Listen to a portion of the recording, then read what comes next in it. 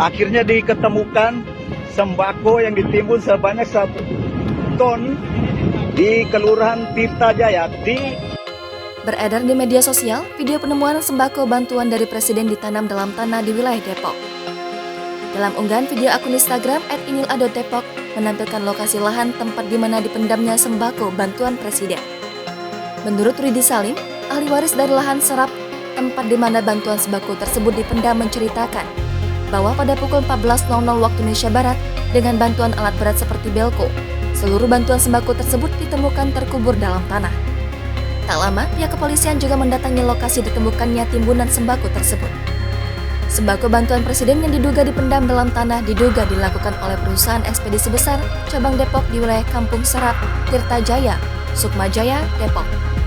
Bantuan Presiden yang setiap karungnya berupa 10 kg beras dan tepung serta segala macam kebutuhan untuk masyarakat luar daerah dan luar Pulau Jawa ini.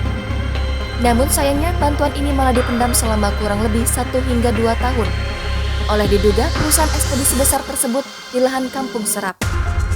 Saat itu diduga ada pemeriksaan terkait penelusuran bantuan Presiden melalui perusahaan ekspedisi besar di wilayah pusat dari KPK terkait bantuan dari Presiden untuk seluruh masyarakat pada masa pandemi COVID-19. Namun ternyata bantuan yang diduga telah diterima oleh perusahaan ekspedisi itu tidak didistribusikan ke masyarakat, tetapi justru malah dipendam di dalam tanah yang lokasinya berada di Kampung Serap.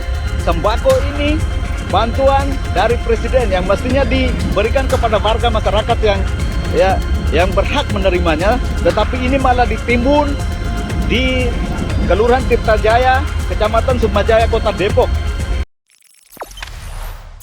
Jangan lupa subscribe, share, komen, dan like ya.